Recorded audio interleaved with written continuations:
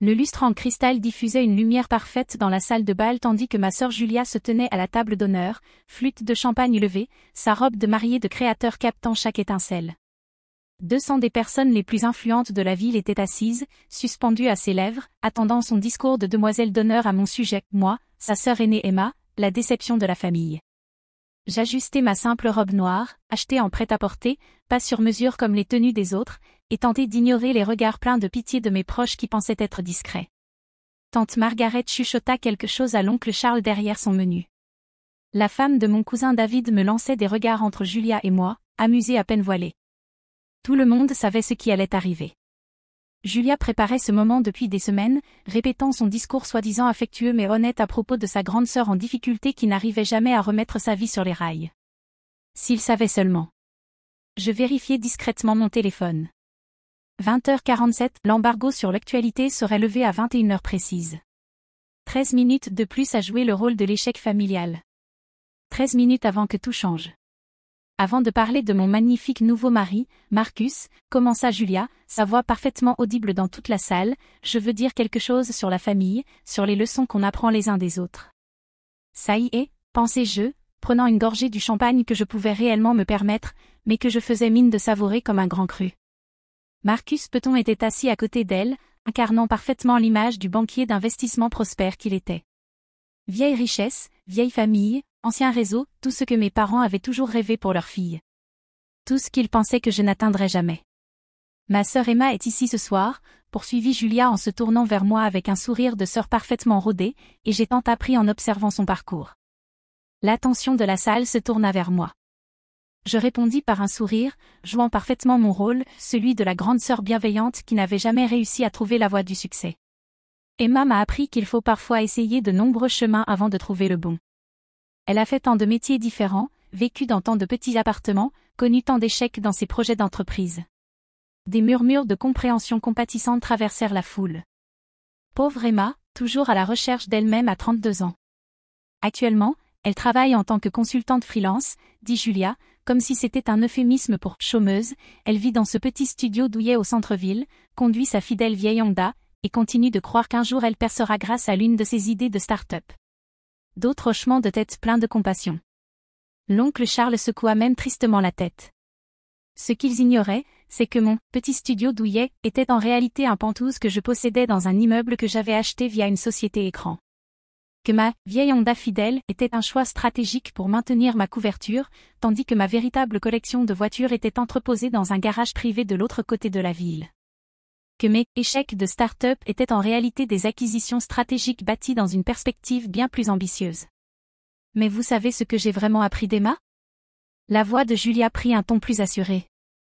J'ai appris ce qu'il ne faut pas faire. J'ai compris l'importance d'avoir des objectifs réalistes, de faire des choix pratiques, de ne pas courir après des rêves impossibles. La salle était captivée. Voici Julia, belle, brillante, mariée à l'homme parfait, partageant sa sagesse tirée de l'exemple de sa sœur ratée.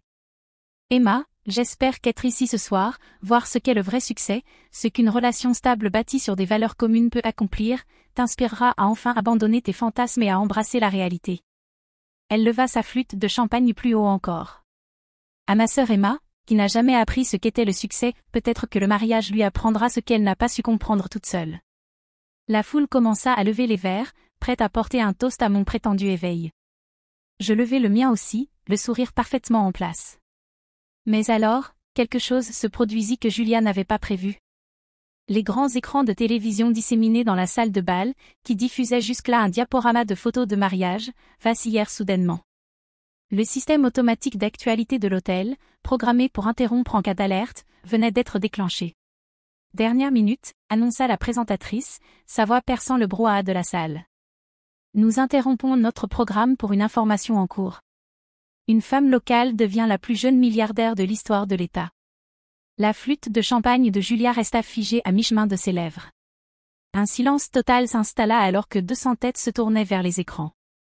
Emma Rodriguez, 32 ans, du centre-ville de Chicago, a été révélée comme la fondatrice et PDG anonyme de Quantum Dynamics, l'entreprise d'intelligence artificielle récemment acquise par le géant technologique Meridian Corp pour 4,7 milliards de dollars.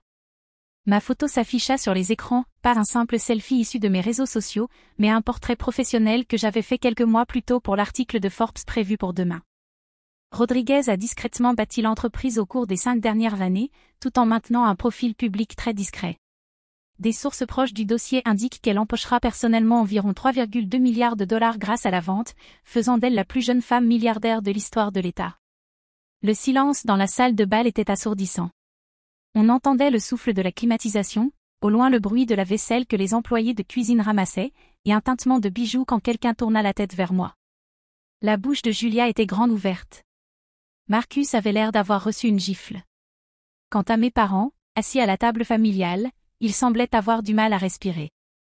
Quantum Dynamics a révolutionné les algorithmes d'apprentissage machine pour la modélisation financière, poursuivit la présentatrice.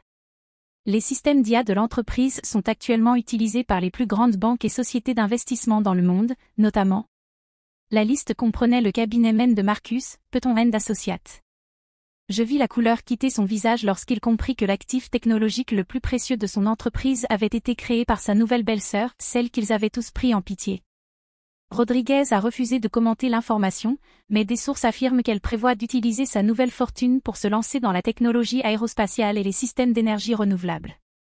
Le reportage prit fin, ramenant le diaporama de mariage à l'écran, mais plus personne ne regardait les photos de Julia et Marcus. 200 paires d'yeux étaient braqués sur moi. Je me levai lentement, lissant ma robe noire toute simple, la même robe qui, maintenant, paraissait sobre plutôt qu'économique. Eh bien, dis-je, ma voix résonnant clairement dans le silence choqué, je suppose que le secret est dévoilé. Julia retrouva enfin sa voix. Emma, c'est... Depuis combien de temps? 5 ans, répondis-je calmement. Depuis juste après ce Noël où tu m'as dit que je devais devenir sérieuse dans la vie et arrêter d'embarrasser la famille avec mon passe-temps ridicule de l'informatique. Je me tournai vers la salle entière, tous ces gens influents qui avaient passé la soirée à me prendre en pitié. Je tiens à remercier ma sœur pour son discours touchant. Elle a tout à fait raison en disant que j'ai beaucoup appris en observant les dynamiques familiales. J'ai appris qu'il valait mieux rester discrète quand on construit quelque chose. J'ai appris que les gens jugent le succès à l'apparence plutôt qu'à la substance. Et j'ai appris que parfois, la meilleure vengeance, c'est simplement de réussir. Marcus se leva, tremblant. Emma, si j'ai dit quelque chose ce soir qui a pu sembler. Tu n'as rien dit ce soir, Marcus. Mais le mois dernier, quand tu as dit à tes partenaires de golf que Julia avait de la chance d'avoir une sœur brillante pour compenser l'échec de l'autre, ça, c'était révélateur. Son visage devint livide. Apparemment, il avait oublié cette conversation au country club, sans savoir que j'étais là, en train de déjeuner avec un investisseur potentiel. Je sortis mon téléphone, parcourant les messages qui affluaient depuis la diffusion. 47 demandes d'interview, 12 propositions d'investissement et une invitation à intervenir au Forum économique mondial. Pas mal pour un vendredi soir.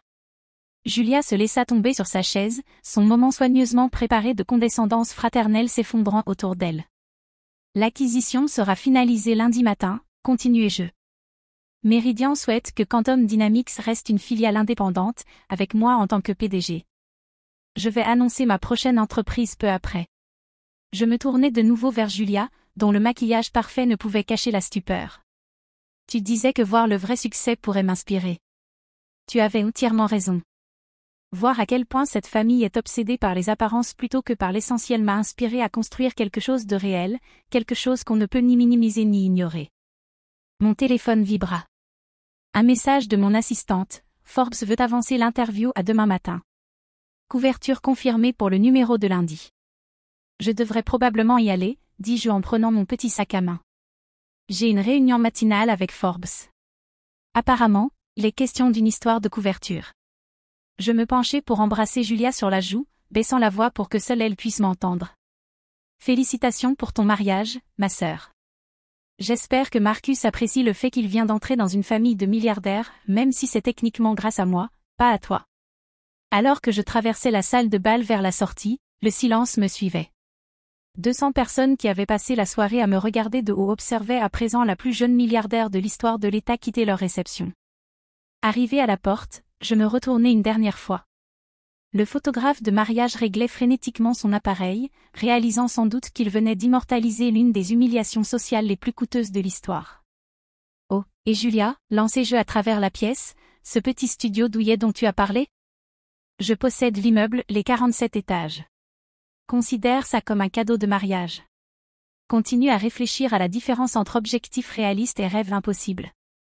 Le lendemain matin, j'étais assise dans mon véritable bureau, au 45e étage de la Meridian Tower, relisant les questions de l'interview de Forbes pendant que mon assistante m'apportait mon café, la même marque que je buvais depuis des années, à l'époque où tout le monde pensait que je ne pouvais pas m'offrir mieux. Mon téléphone n'avait pas cessé de vibrer depuis la parution de la nouvelle. Des membres de la famille, d'anciens amis, des relations professionnelles, tous soudainement très désireux de renouer. J'en avais ignoré la plupart, mais un message me fit sourire. Il venait de Dr Sarah Kim, ma professeure d'informatique à l'université, celle qui m'avait encouragée à poursuivre mes recherches en IA quand tout le monde trouvait cela trop théorique. J'ai vu la nouvelle. Tu te souviens quand tu m'as demandé si un jour quelqu'un prendrait tes idées impossibles au sérieux? Je crois que tu as ta réponse. Fier de toi. Dr Kim. J'étais en train de rédiger ma réponse quand mon assistante frappa à la porte. Madame Rodriguez, une Julia Peton est ici pour vous voir. Elle dit être votre sœur. Je regardai ma montre. 10h30. Julia avait probablement passé la nuit à réfléchir à comment tourner la situation à son avantage, à comment se positionner comme la sœur bienveillante qui avait toujours cru en moi. Faites-la entrer. Julia entra, parfaitement apprêtée malgré le drame de la veille. Sa tenue de créatrice était sobre mais clairement coûteuse, son maquillage impeccable, son sourire soigneusement étudié. Emma, j'espère que je ne te dérange pas.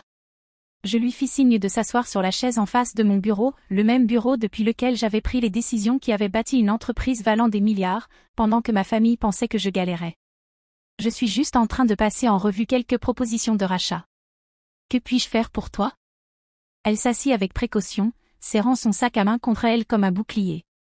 Je voulais m'excuser pour hier soir. Le discours était censé être motivant, pas blessant. Je scrutais son visage, cherchant un réel regret derrière le vernis soigné. Motivant.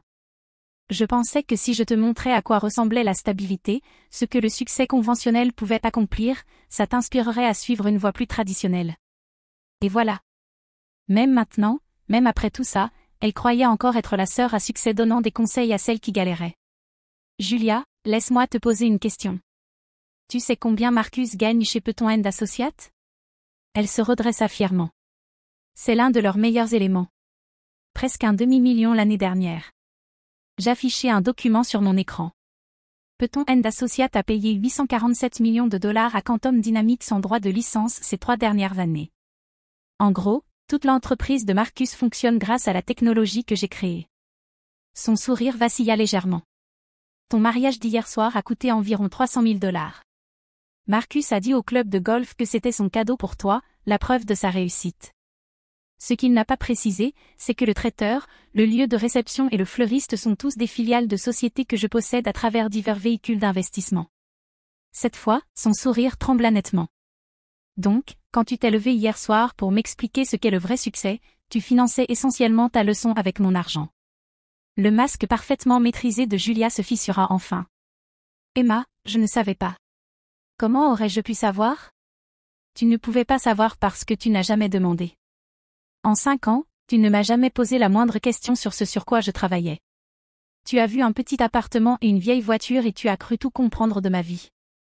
Je me levai, me dirigeant vers la fenêtre avec vue panoramique sur la ville. La moitié des bâtiments visibles depuis ici contenaient ma technologie. Mais ce n'est pas pour ça que je suis en colère, Julia. Je suis en colère parce que tu as utilisé ton mariage, ce qui aurait dû être le plus beau jour de ta vie, pour humilier publiquement quelqu'un que tu prétendais aimer. Elle resta silencieuse un long moment. Quand elle parla de nouveau, sa voix était plus faible. J'étais jalouse. Je me retournai vers elle. Jalouse de quoi? De ta liberté. De ton courage à prendre des risques. J'ai tout fait exactement comme on nous l'a appris. Bonne note, bonne fac, emploi convenable, mariage approprié. J'ai suivi toutes les règles, rempli toutes les attentes. Elle baissa les yeux vers ses mains.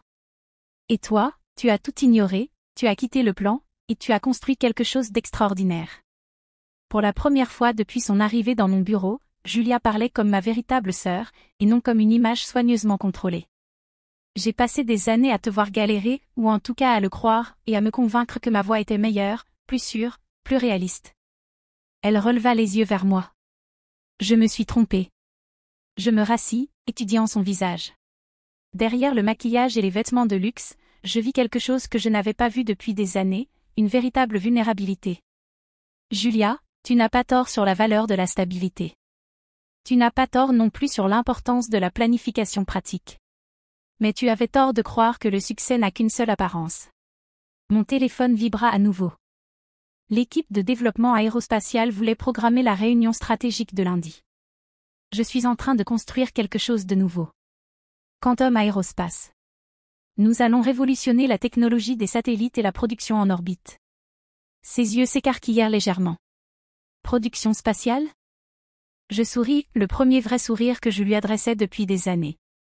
Tu veux en entendre parler ? Pendant l'heure qui suivit, je lui expliquai ma vision des plateformes de fabrication en orbite, des systèmes d'intelligence artificielle capables de fonctionner en apesanteur, des technologies qui pourraient révolutionner l'exploration spatiale par l'humanité. Julia écouta attentivement, posant des questions étonnamment pertinentes sur les applications commerciales et les défis technologiques. Tu sais, dit-elle enfin, j'ai des contacts dans l'industrie aérospatiale grâce à l'entreprise de Marcus. Des sous-traitants de la défense, des fournisseurs de la NASA. Si tu es vraiment sérieuse. Tu proposes de m'aider ? Elle hésita, puis hocha la tête. Si tu m'y autorises. Je sais que je ne le mérite pas après hier soir, mais j'aimerais essayer d'être la sœur qui soutient tes rêves impossibles, au lieu de celle qui essaie de t'en dissuader. Je réfléchis à sa proposition, pensant au pardon, à la famille, et à la différence entre garder rancune et fixer des limites. Il pourrait y avoir une place pour toi chez Quantum Aérospace, dis-je prudemment. Mais pas parce que tu es ma sœur. Parce que tu as des compétences dont j'ai besoin. Développement commercial, gestion des relations, partenariat stratégique. Son visage s'éclaira. Tu es sérieuse ? Je le suis. Mais Julia, si tu acceptes ce poste, tu travailles pour moi. Pas avec moi, pour moi. Tu suis ma vision, mon calendrier, mes standards. Et jamais, jamais tu n'utilises notre lien familial pour influencer des décisions professionnelles. Elle hocha la tête avec enthousiasme. Je comprends. Une dernière chose. La prochaine fois que tu veux faire un discours sur le succès et l'échec, assure-toi peut-être de savoir de quoi tu parles. Elle éclata de rire, un vrai rire cette fois. Marché conclu. Alors qu'elle quittait mon bureau pour réfléchir à mon offre, je repensais aux tournants étranges que peut prendre la vie. 24 heures plus tôt, j'étais la déception de la famille. Aujourd'hui, j'étais la plus jeune milliardaire de l'histoire de l'État, offrant un emploi à ma sœur. Mon téléphone sonna. Forbes, prêt pour l'interview de couverture. Mademoiselle Rodriguez, félicitations pour votre succès. Nos lecteurs sont fascinés par votre histoire, comment vous avez construit une entreprise valant $1 milliard en secret pendant que votre propre famille pensait que vous étiez en difficulté. Comment avez-vous fait ? Je m'adossai dans mon fauteuil, regardant la ville où j'avais tranquillement bâti un empire. C'est simple, dis-je. J'ai compris que réussir, ce n'est pas prouver quelque chose aux autres. C'est construire quelque chose qui a du sens, que les gens le comprennent ou non. Et quelle est la prochaine étape pour Emma Rodriguez ? Je souris, pensant aux plateformes de fabrication en orbite et à la sœur qui pourrait m'aider à les construire. Le ciel n'est plus la limite, répondis-je. Ce n'est que le début. La couverture de Forbes parut le lundi suivant, avec le titre. La milliardaire d'accent grave côté, comment Emma Rodriguez a bâti un empire de l'IA en pleine lumière. L'article retraçait mes 5 années de parcours, de membre rejeté de la famille à leader de l'industrie technologique. Mais la véritable histoire ne se trouvait pas dans le magazine. Elle était dans le message que je reçus cet après-midi-là, de la part de Julia. Premier jour chez Quantum Aérospace demain. Merci pour cette seconde chance. Construisons ensemble quelque chose d'impossible. Parfois, la meilleure revanche n'est pas une revanche. Parfois, c'est donner aux gens la possibilité de devenir meilleurs qu'ils ne l'étaient quand ils vous ont sous-estimé. Et parfois, si vous avez beaucoup de chance, ils la saisissent.